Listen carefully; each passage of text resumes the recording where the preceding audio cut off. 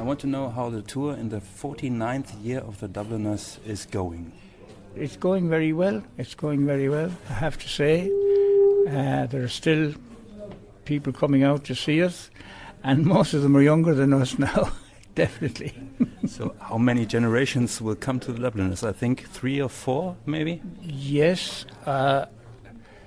There's a story, this is some years ago now, we were in a radio station in Cork, a pirate radio station, and Ronnie was there, Ronnie Drew, the late Ronnie Drew, and there was a very young chap running this station, and he had a little interview with Ronnie and the others, and at the end of it, when we were off the air, he says, "Would you sign this for my grandfather?"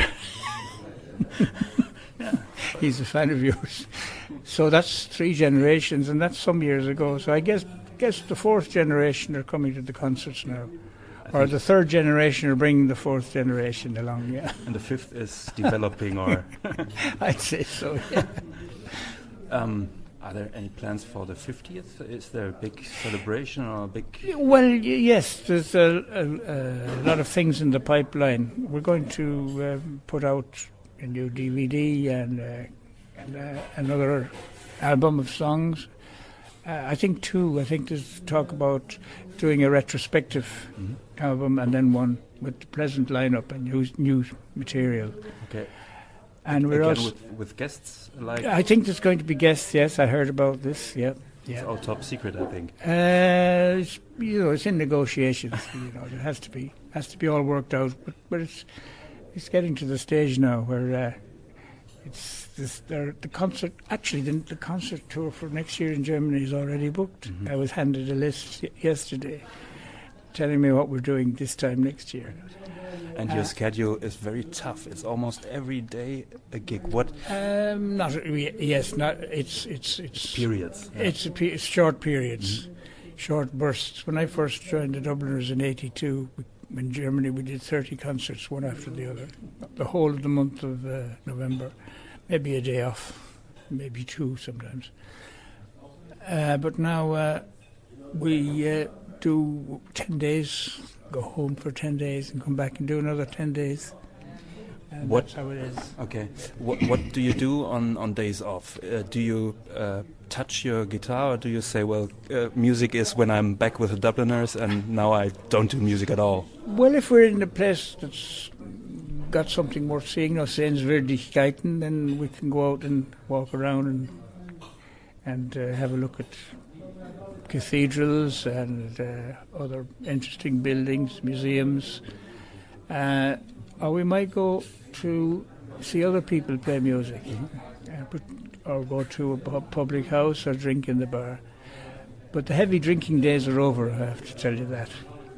You have to be careful and mind your health. Yeah, health is a very important thing, yeah. Now, we're touring in England in March, during the St. Patrick's Day period, and we're appearing at the Albert Hall. That's the big concert. The Dubliners have appeared at the Albert Hall before, but I think it was in the 60s when it was the heyday, the Dubliners became popular first. And now again, after 50 years. Yeah, the Dubliners may have been there in between, but I wasn't, not in my time, and I'm 29 years with the band now.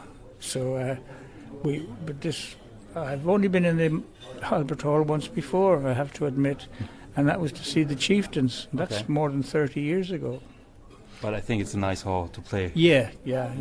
It's a good place, definitely. I wonder, when do you decide what to put on the set list? Do you get together in a public house and say, well, let's do this or that, or? You mean formal meetings and formal business? Formal rehearsals. Very seldom, very seldom. Like tonight now, we have some friends from England and from other countries, but there's a girl from Geordieland, that's Newcastle-on-Tyne area. So we're going to do a Geordie song, Durham Jail. It's a northeast of England song about the prison in Durham. It's written by a man I know. His name is Jez Lowe. and he has a band called the Bad Pennies, and he's a songwriter, and that's one of his songs. So we do songs even written by English people. Okay. Sometimes. Yeah. But does one of you come before a tour and say, well, I would like to do this again, or Yes, that's happening this time, because what we're doing now is reviving some of the songs we used to do with a view to putting them on the album. And in addition to that, we're doing some completely new material, which will be included in the coming concerts to make, because it's always good to play them live to get the right feel, because you can always go into a studio and it's not the same atmosphere. So what you have to try and achieve in the studio is what you would do live on stage, if possible. So it's better to have some experience of that before you go in the studio.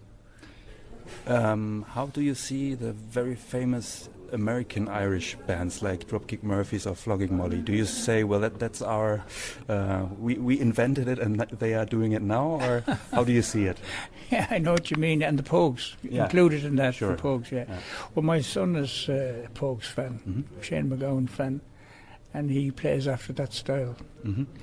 And my younger son is also gravitated to music. I thought they might do something more settled and secure than music.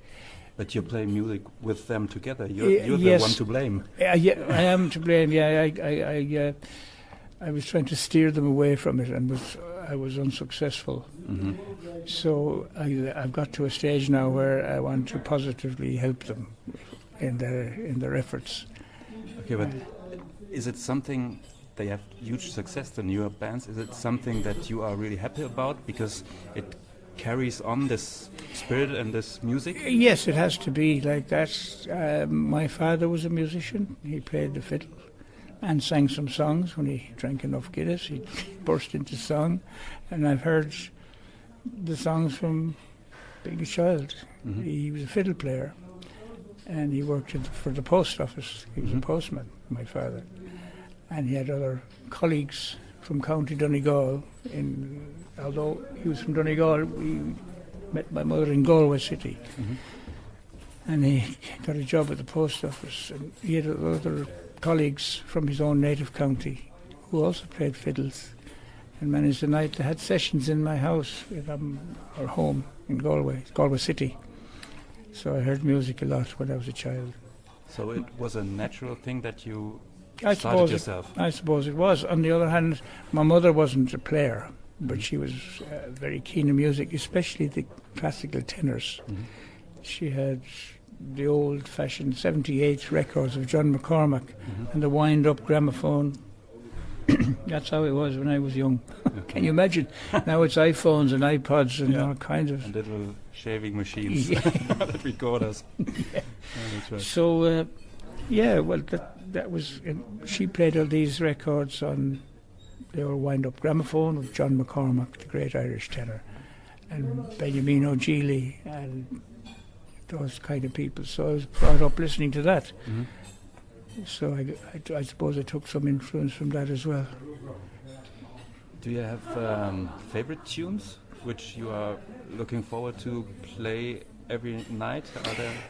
Yes, there's one song I've known since I was a child, but only in recent months I learned to sing it. It's in Gaelic. It's Fáinne Gallen Lay, classic Irish air, known as The Dawning of the Day. And I heard it played with pipe bands and as a march through the streets of Galway when I was young, whenever St. Patrick's Day or other events, other celebrations, there were pipe bands. And they're dressed like similar to the Scots. They have kilts and the regalia. Nothing under it. Well, I wasn't... there is a joke.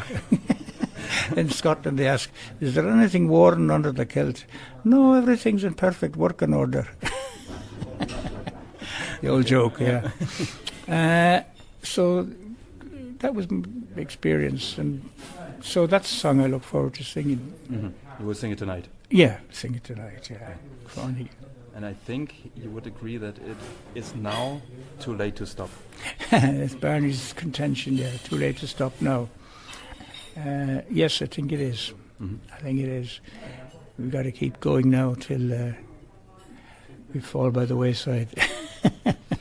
Is there a favorite lineup you were in? And was it in the 80s with Ronnie Drew and or do you say, well, the lineup, the actual lineup is always the best, or what would you say? Well, the way I put it is this: that there are two original Dubliners. That's John Sheehan on the fiddle and Barney on the banjo, and the rest are what I call imposters or interlopers or something like that. Yeah. So the original group I already travelled with once, and that was in 1983. When Luke Kelly had an operation for the tumour he had on the brain, which eventually took his life. But he had an operation which gave him some reprieve for the summer of '83. So I travelled with the original Dubliners. That was Luke Kelly, Barney and John, and myself, of course. Kieran wasn't with us. Kieran suffered a stroke in '74, and he survived that and lived through till 1988. So I was never on the road with Kieran, but I was with Luke and the others. So that was a great honour to go with that lineup. I think when Luke Kelly sang, it was like. I don't know, an earthquake or something? Or Yeah, very moving singer, literally arresting. So I heard him sing on the radio driving my car in Ireland, and he sang a Robert Budden song called The Parcel of Rogues in the Nation. And I just had to stop the car while he was singing it on the radio station. Yes, he was one of my favourites, definitely. okay. And I knew him personally, and we got on well.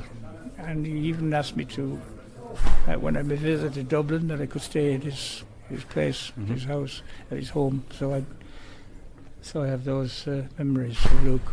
So he was also a nice person Yes. on stage. Yes, he was a terrific performer, no doubt about it.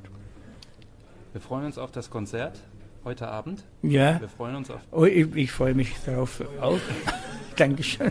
Und beim nächsten Interview sprechen wir wieder Schwäbisch. Ein bisschen, ja. Ich kann nicht bloß ein bisschen. Wir waren in Stuttgart vorige Nacht. Häusle bauen. Und wir haben keine Zeit gehabt, ein Häusle zu bauen. Vielen Dank. Dankeschön. This is Touraloo Radio.